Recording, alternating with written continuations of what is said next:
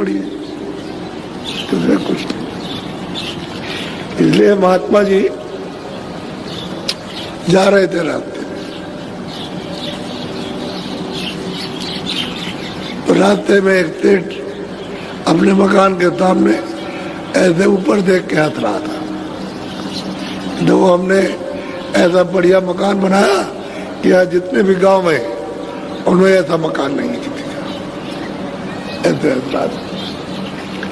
तो महात्मा जी ने पूछा, अरे भाई बेवकूफ, अरे क्या देख के हंस रहा? कह लगे मैं इस मकान को देख के हंस रहा हूँ। कह लगे अरे बड़ा पागल हो गया है, इतने दिनों तक पूरी मिट्टी इकट्ठी की और मिट्टी के लिए तू हंस रहा? ये मिट्टी है, अरे मनुष्य रूपी मंदिर है, इसमें अमूलक खजाना भरा, वो तो कोशिश तूने की नहीं और मिट्टी इकट्ठा करता रहा और मिट्टी को देख के हंस रहा। चलो चलो, तुम्हारे ऐसे हमने बाबाओं को बहुतों को देखा। तो चले गए। उनको क्या था, उनको तो एक बात कहनी थी।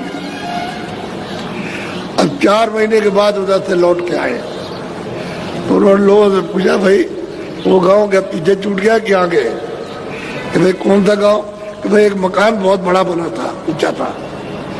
कह लगे नहीं वो सामने आगे वो मकान है, वो गांव है। वहां जब गए तो देखा कि वो मकान गिरा है,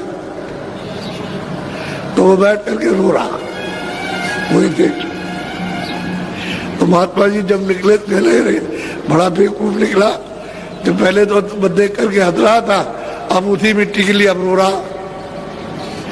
ऐसा तू बेवकूफ, तेरे जैसा नादान बेवकूफ कोई होगा नहीं। तो वो तो ख्याल आया कि पहले तो मकान था मैं हंसता था, अब ये तो मिट्टी हो गई, बात तो नहीं है। तो पीछे पीछे हो गया बात। तो खड़े होकर के फिर उसको समझाया कि ले देखा उस मिट्टी के लिए, वो मिट्टी तेरे साथ जाएगी ना, तो वैसा जा सकता था न वैसा। अरे यही मिट्टी है, ये जिसमें तो बैठा हुआ मिट्टी है, ये खाली हो जाएगी, मिट्टी पूरी ले जाएगी। आगे चल दिए, पीछे पीछे पीछे उनके पीछे पीछे हो लिया। तो तुमने बस जहाँ उनको जाना था वहां तक उसकी बुद्धि को खोल दिया और चरणों में गिर पड़ा। महाराज अब मैं समझ पाया, मैंने जो कुछ भी कहा मुझे क्षमा कर दीजिए, मैं आपको परखा पहचाना नहीं, अब दया कृपा कीजिए, अब मनुष्य है तो जा रहा, इतना दया कर दिए जीव पर, तो किसी तरह से कार छुटकारा हो। तब उसको रास्ता बताया, कहा देख भजन कर लिया, अब तुझे मौका मिला भजन करने का तो अब कर ले। अब मिट्टी तो खत्म हो गई, जिसके लिए हंस रहा था रो रहा उसके लिए, अब इसके लिए मत रो, मालिक के लिए रो। देख जाओ घाट पे बैठ करके रो और देख तुझे मिलता कि नहीं मिलता। तो घाट पे बैठ करके रोज अंदर आंख बंद करके रोज रोया कर। बड़ी बेकली, बड़ी बेचैनी, एक दिन फक से आंख खुल गई, देखा उसने को ये क्या चीज है देख करके।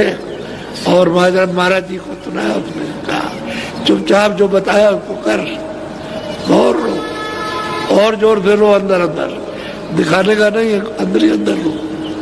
आत्म वेदना है तो जो उसके लिए आंसू गिराता है, जो जीवात्मा जो तुरंत रोती है उसमें दया कर लेती है, दया हो जाती है। सब मिट्टी है, जो भी देख रहे हो तुम